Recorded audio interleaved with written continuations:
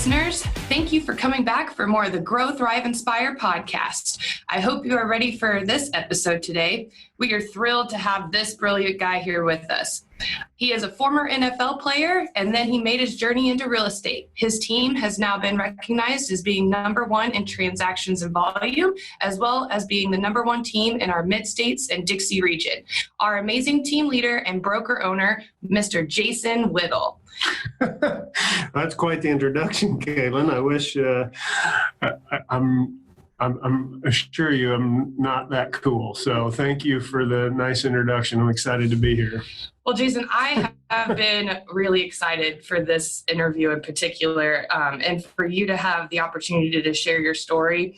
I would love it if you would just kind of start with taking me and our listeners back to the beginning. Where are you from and how you started to develop your path that led you to kind of where you are today? Yeah, sure. So, I'm born and raised Lake of the Ozarks, one of the few that actually was born and raised here, graduated from Camden and left Camden and went on down to Missouri State University, Southwest Missouri at the time. And obviously sports were a huge part of my life. Football was my life, and was fortunate enough after Southwest Missouri to get on with the New York Giants and ended up playing in the NFL for 11 years, played on 4 different teams in the NFL, played offensive line. You can't see me right now, but I'm about half the size as I was back when I played then. I looked like I had been stung by a bee back then. I was so swollen, but played O-line, played 11 years, absolutely loved it. It was a dream come true. Met my wife, Natalie, whenever we were in Springfield at Missouri State. We ended up getting married after our first year, started having babies, and she just couldn't stop having babies. So we ended up with 6 kids, which are amazing. And we were blessed to live all over the country, Buffalo and Tampa and Minneapolis and obviously New Jersey, New York, but nothing really compared to Lake of the Ozarks. And so we had the opportunity to move back here when I retired in 2009. And we just felt like this was a great place to raise our kiddos and have great schools here, great people. And the lake is just kind of in my blood. So we ended up back here and we haven't looked back. It's been great. So that was kind of the football journey of how we got back here. Once I retired, I didn't know what I wanted to be when I grew up. So I had actually gotten my real estate license even while I was still playing, just because I had an investment company that invested in real estate. We would buy anything that seemed to be, we'd buy commercial, we'd buy distressed properties, anything. I had a partner in that side. And so I got my license actually just so I could be a little more knowledgeable, so I could understand the market, look for things, understand value. And it was something that I was always intrigued about, but I didn't know that I really wanted to make a career out of it at the time. I just was doing it to be more educated and to understand the market. So got my license actually when I still played for a couple more years. And then when I got done and we moved back here, I still didn't know what I wanted to do. I was still doing that, but I was the youth pastor at our church for a couple of years, just kind of volunteering as that. I looked at several different things and decided that we were going to continue to go down the investment side. And so I started my own brokerage just to kind of sell our own properties, and just word of mouth, just being from here and people knowing who I was. Hey, I hear you got your real estate license. And so I started working with people. I had no idea what I was doing. I probably would have been thrown into real estate jail back then, but I knew how to work hard and I knew how to treat people right. And just kind of word of mouth, the brokerage side kind of started to take off. And what I found out was that I really loved it. I loved helping people find their home, sell their home. And back then, we're talking like 2011, it was not ideal real estate environment, to say the least. You're having hard conversations with people who had bought during the peak and now their home's not worth what it was. And so they weren't easy conversations on the listing side, but I just loved it. I felt like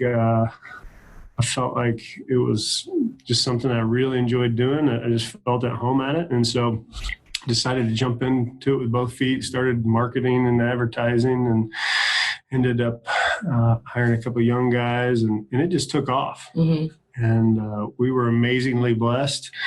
Still didn't really know what I was doing as far as being an owner and doing our own brokerage. And What did, in your opinion, did the NFL do for your like professional development to kind of help you with your real estate? Oh yeah. So, well, I mean, if you've been in any of our training classes, it's hard for me to talk and not talk about some correlations, not talk about the NFL, because there is so much overlap. There's so many things that correlate. I feel like in all sports, but especially in football and especially in real estate, there's so many things that overlap that allow that if you're successful at one and you apply those same principles, you can be successful at others. And obviously the hard work and dedication, people don't realize how difficult at the end of the day real estate really is.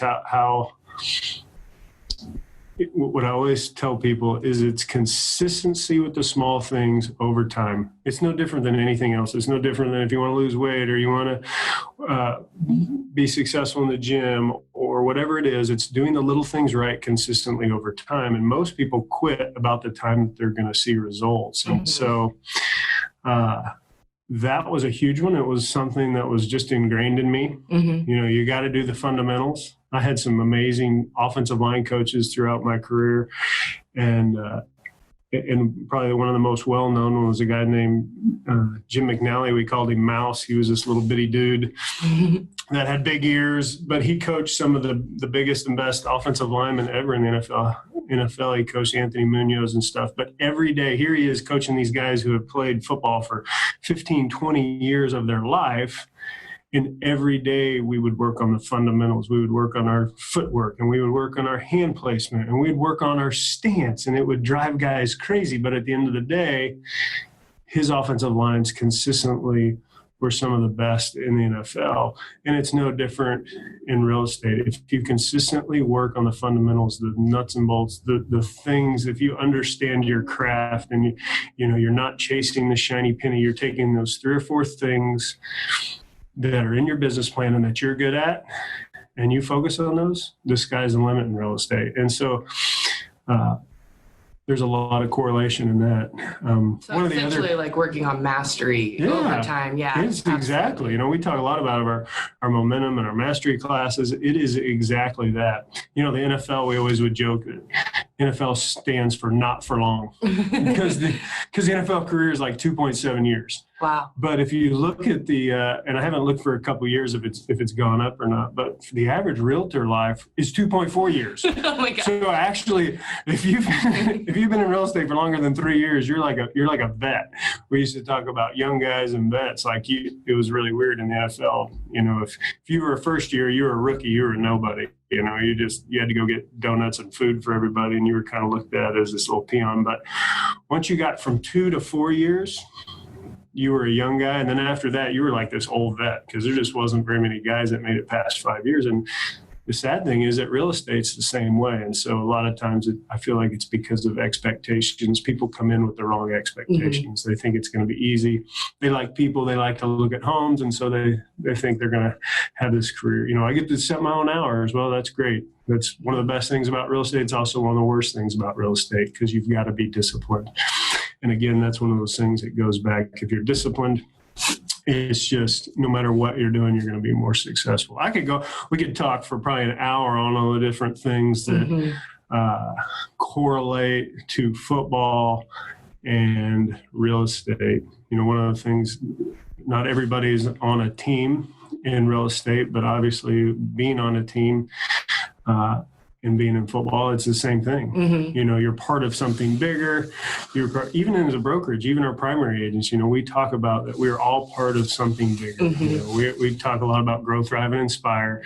And, when you're part of something great, when you're surrounded with great people, that pie doesn't get smaller. It doesn't get cut up more. Maybe it gets cut up in more pieces, but the pie actually grows. So your piece actually becomes bigger. And so when you surround yourself with great people, whether it's in sports or real estate or whatever it is, you tend to to get pulled up as well. So there's lots of different things. I don't know how long you want to talk about it. No, I'm a big football fan. I've actually tried to learn a lot about it in the past 5 years because my whole family is big into it. So I was just curious about the correlations. That's really neat, though. And I could see how, especially in a team, how that could be very similar.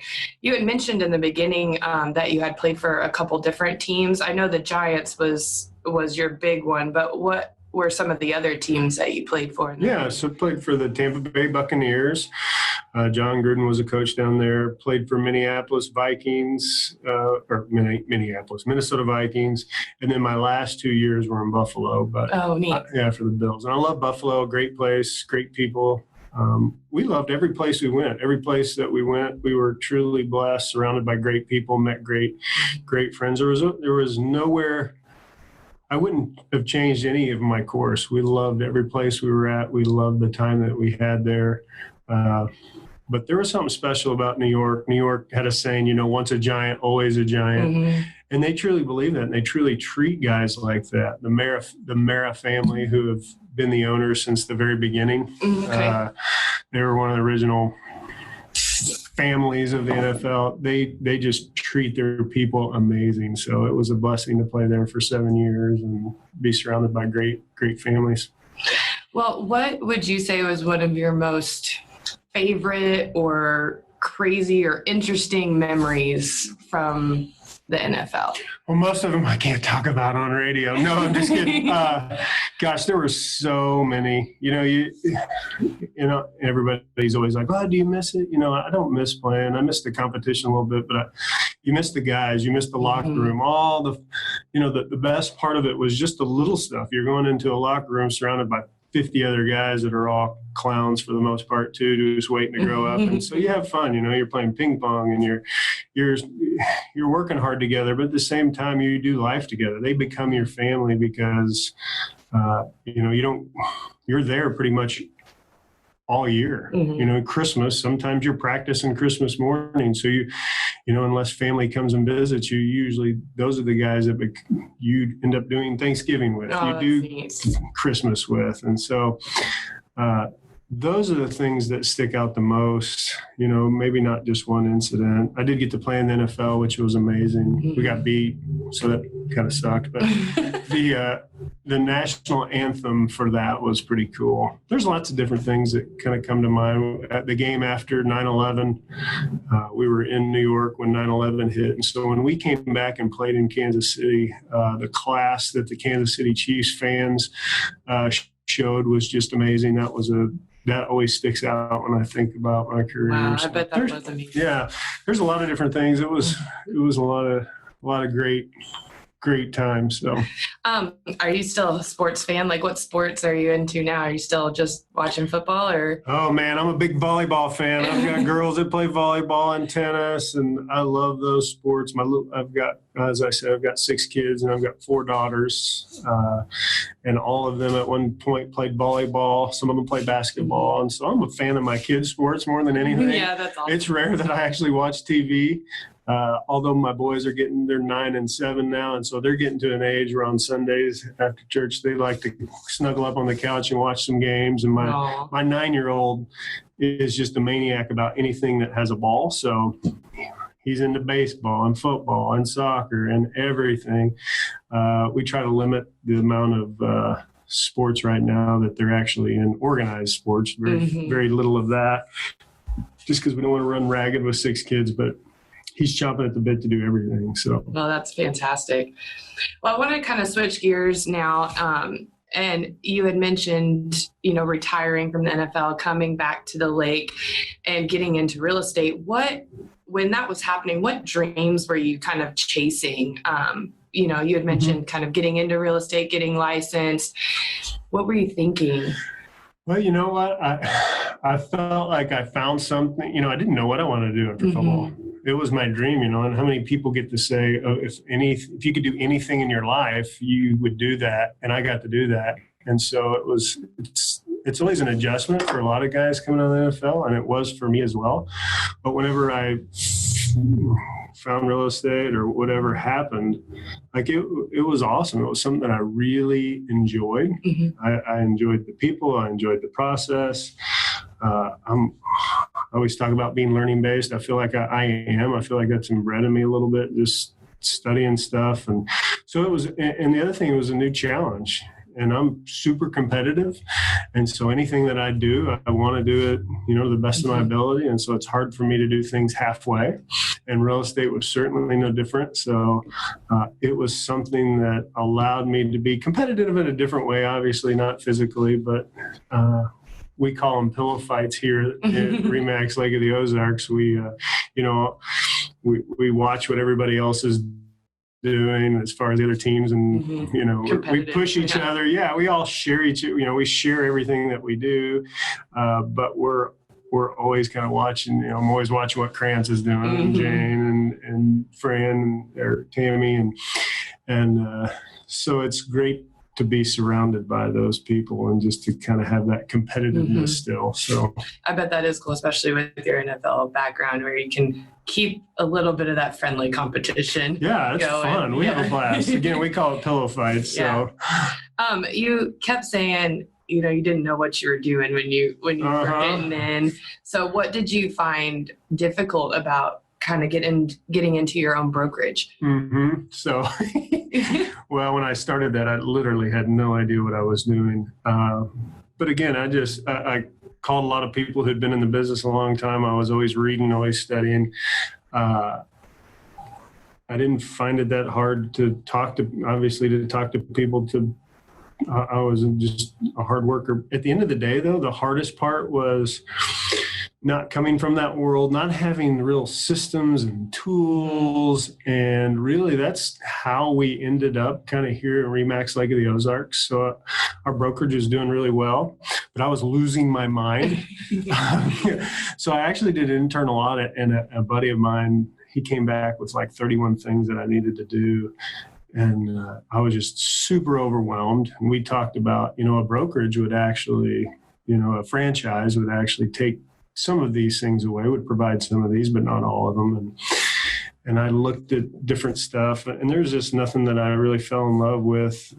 ReMax was a model that I really liked. It was high producers and people who are full-time agents. Not that the other models aren't good, but it was just not what I was wanting from my company. And being from here with my name on everything, I was trying to be really selective with who we hired. Nothing wrong with that. Yeah. To find a good fit. Right. And so, but that wasn't a possibility. So I literally just decided to roll up my sleeves and do it myself. And it wasn't a month after that Frank Christensen, and we all know who Frank, Frank's the founder of ReMax Lake of the Ozarks, and he invited me to lunch.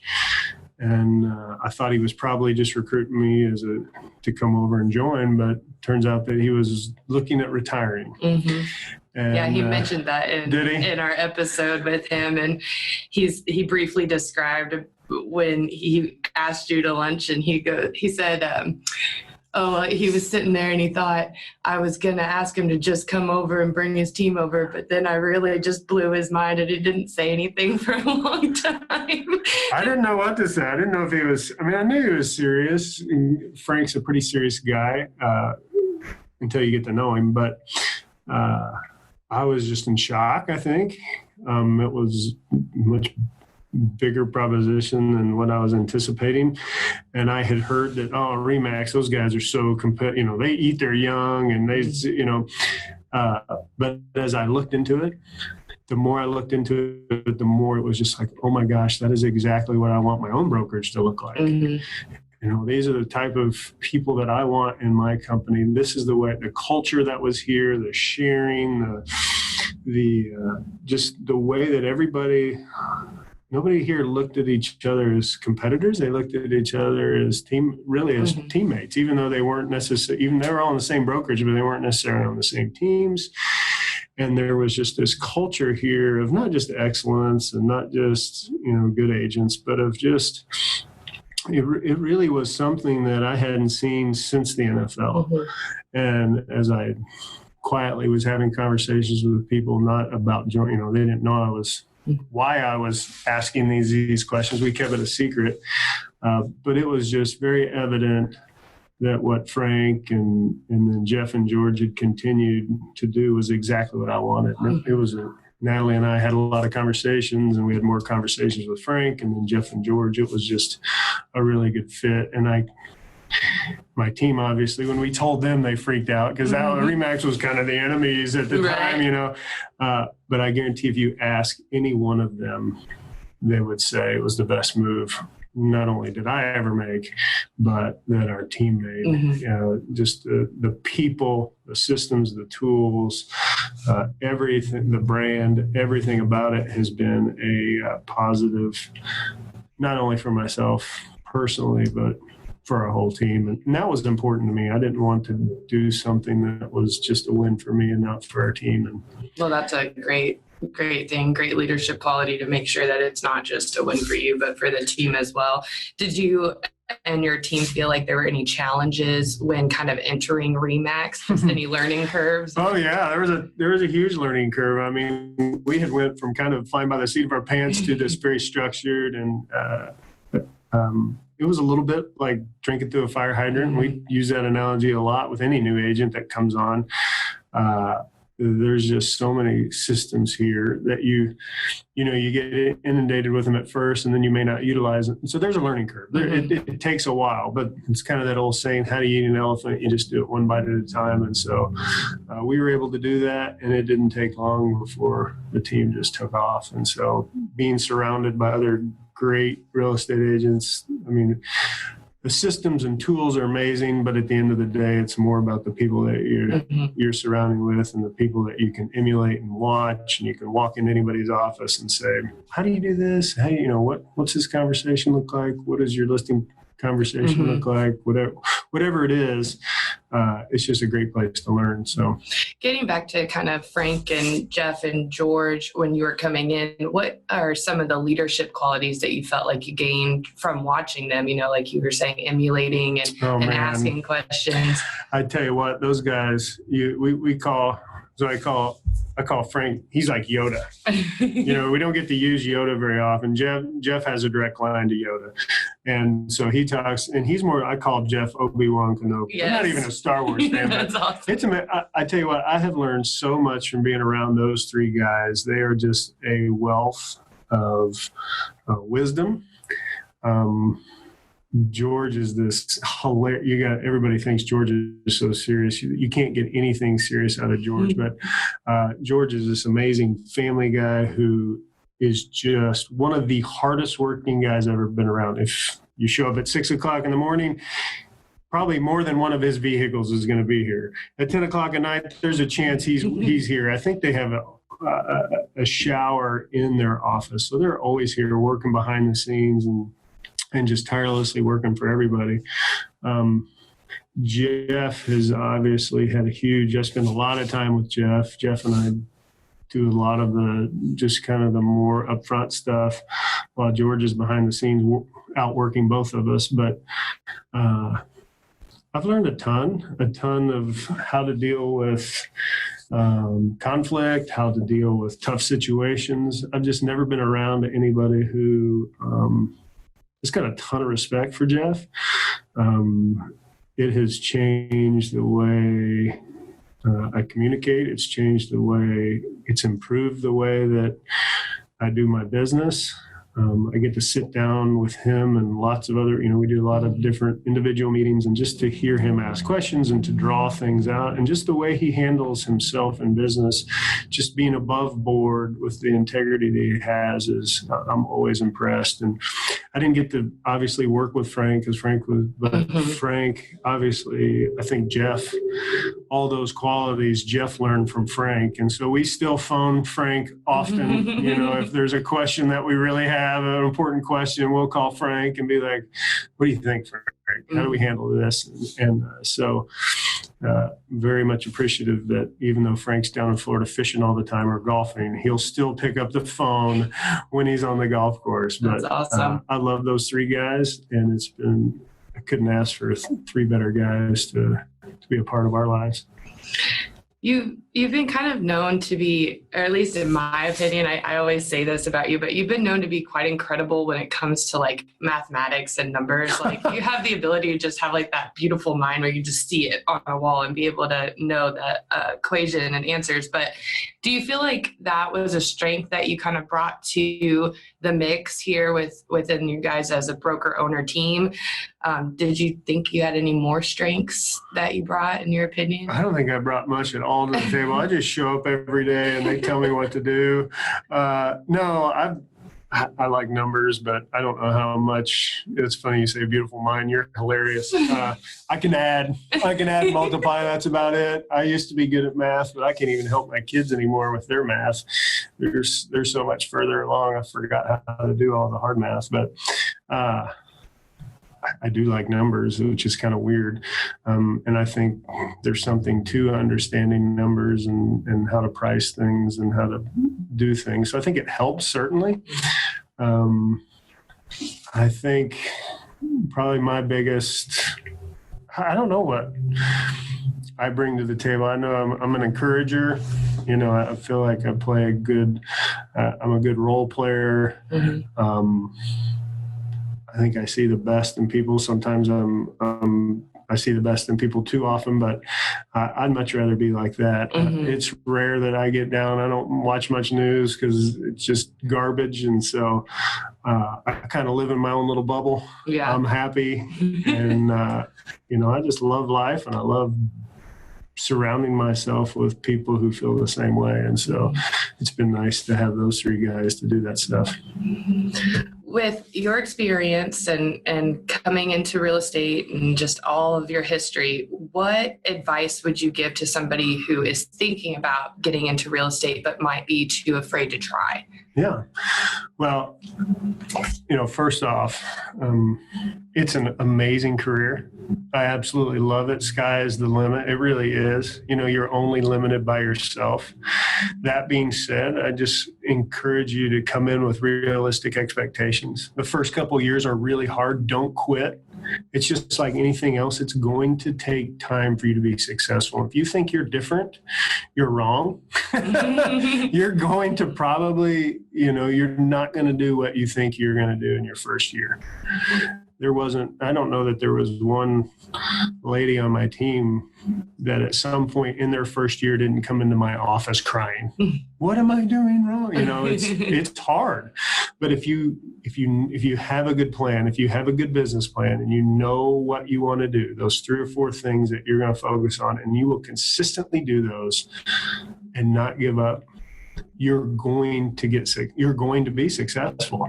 And so, it just takes grit, determination, and determines a plan. You can't chase shiny pennies. That's the other thing. In real estate, there is a lot of shiny pennies. There's a lot of ways to be successful in real estate.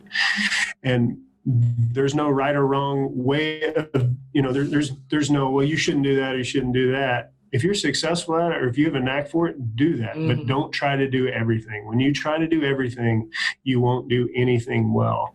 And so pick the 3 or 4 things that you're good at or that you know you're going to do. Like you hear this a lot with people who've been,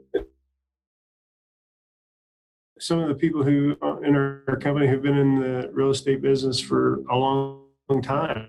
Maybe they're not good at social media, but you hear, I need social media. Well, you really don't if you'll pick up the phone and call people. You really don't if you'll do the other little things right. Mm-hmm. It's whatever fits in your toolbox, play with your tools and don't chase that shiny penny. So you see that a lot in real estate. I love that advice. And I know that we're active about sharing information, but even when we share, we're giving that, advice, like don't take it and just run with it. Make sure it works for you. If you're good at social media, utilize it. Yeah. It's all about, sometimes we like to focus on the things that we're not good at. Mm-hmm. And obviously there's things that we want to improve on that we're not good at, but some things, there's a lot of other ways to be successful. And so, but again, you got to have a plan. You got to have a business plan. That came down from Frank, Mr. Business Plan. And that was one of the things that when we came over here that I always said I had a business plan. I had a goal. I didn't have a business plan. I had a goal. I want to make, I want to sell this much real estate. Well, that's part of the plan, but that's the very first part or the last part. It's all those, who's going to do it? What are we going to do? When are we going to do it? As to who, what, when, and why, that really allows you to be successful. Yeah. Those smart goals. The smart goals. Yeah, so that's exactly right. So you got to make sure they're very intricate. So, in the beginning, you kind of were talking or hinting at some of the things that you do locally around here. What activities are you kind of involved in just in our local community outside of real estate? Oh gosh, lots, everything that has to do with the kids. It seems like obviously those kids keep us really busy, but we've been a huge part of our church. We go to Potter's House Church, FCA, Fellowship of Christian Athletes. We were on the board of we've been a part of the boosters, and you've done some mission work. Yeah, we've done a lot. We've done some mission work. We've gone to the Philippines and Guatemala. We took the girls basketball team to Guatemala one year. We've had we've gotten a chance to do a lot of stuff here. And whenever we first came back, it was really hard. I couldn't say no. I'm a people pleaser, and so I really had a hard time saying no. And we were doing everything, and that wasn't effective. It goes back to the shiny penny thing. It wasn't a shiny penny. They were all good things. But again, if you're not really focused on what you should be doing, you become not very effective at anything. And so we were in that spot, and we had to learn to say no. And that is hard. I'm the same way. It is, because there's so many good things. The Lake of the Ozarks is amazing. There's so many people that have huge hearts, and there's so many good things that are going on.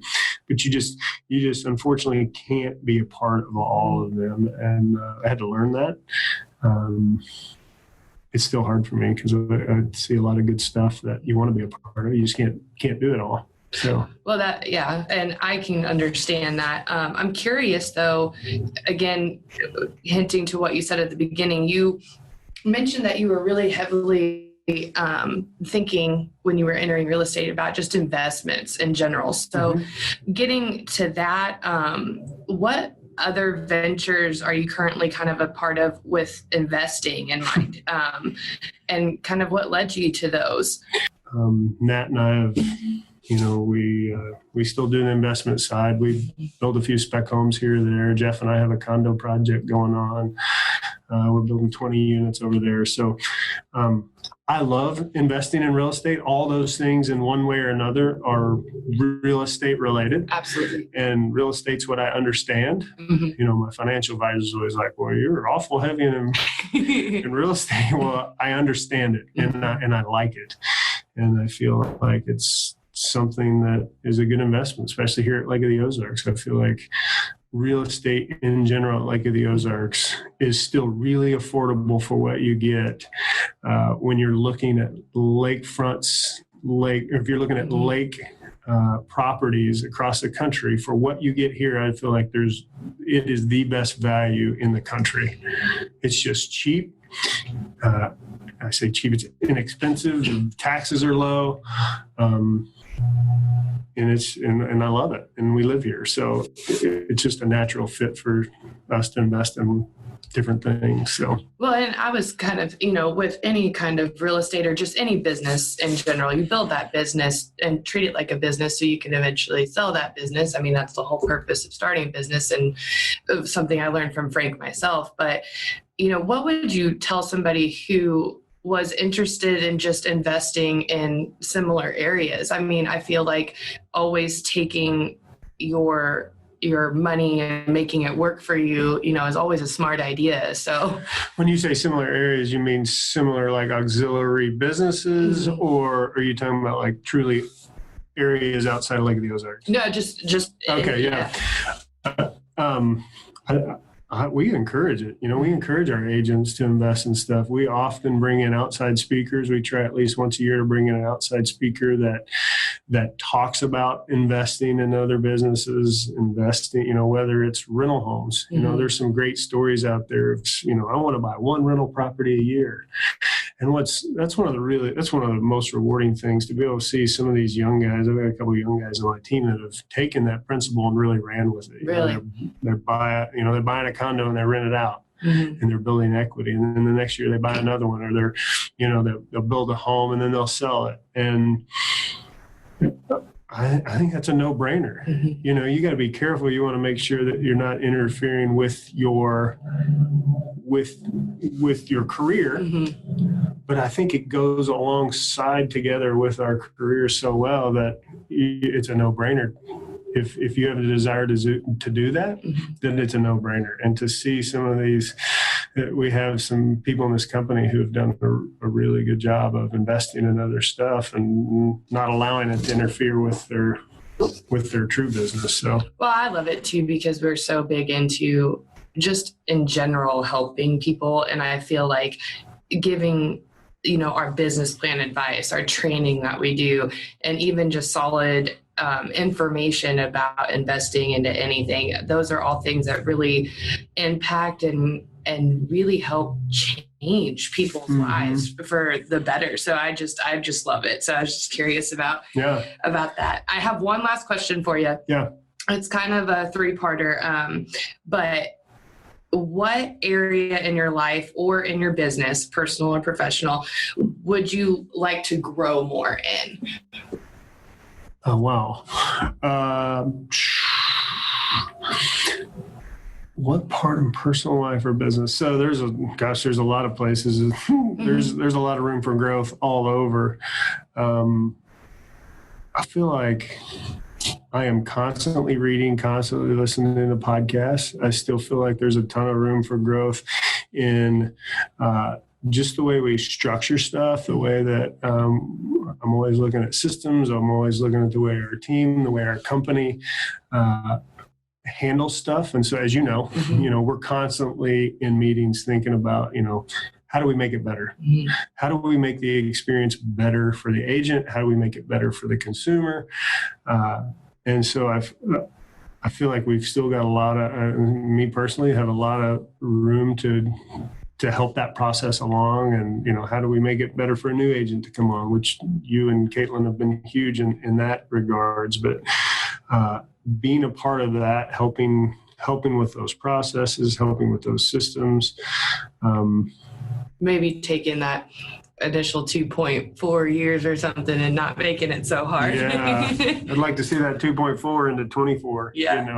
We want, when somebody comes here, we want them to make sure that they're here for the long haul and not just here for a little bit. So in your personal life or business, where do you think you're thriving right now? Where do I think I'm thriving? Oh, gosh. I feel like in several parts, I feel like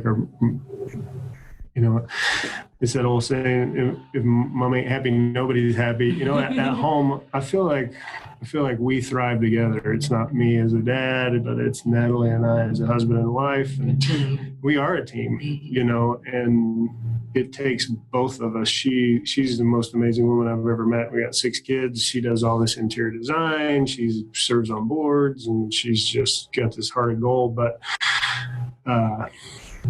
us together, I feel like we've been married 21 years now, and so I feel like we're in this really cool spot of just in life, in a good spot. So I feel like we're thriving there. I feel like I wake up in I'm happy when I wake up. And so I feel like business-wise, there's always things that we want to do better. We do want to grow. We want to grow as a company with like-minded people. We want everybody here to thrive. That would be,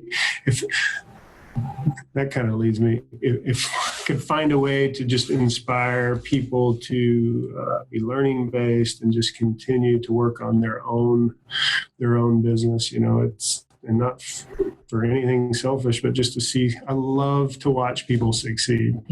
And so that's kind of my last question. What inspires you? Is it watching people succeed? It is. It is. I don't even know how to open a lockbox anymore. So it's not that I'm going on taking listings or working with buyers, but my time is spent with our agents and watching them succeed. And whether that's at home, watching my kids succeed, or all the little things that are easy to take for granted. If you just slow down and take a minute and just watch, that's what That's what inspires me. I love that. That's a great answer. Well, Grow, Thrive, Inspire listeners, we could not be more impressed or thankful to Jason for bringing his amazing history here and sharing it with us. We have more episodes coming, so be sure to tune back in on Wednesdays and like and subscribe to our pages for the latest updates. You can find us on Facebook, Instagram, YouTube, Spotify, and iTunes. Be sure to also check out our open houses coming up. Open houses are posted on Thursdays for the upcoming weekend on our Facebook page. We know that the lake is a special place and your dreams to live here can be a reality. And remember to always grow, thrive, and inspire. See you soon.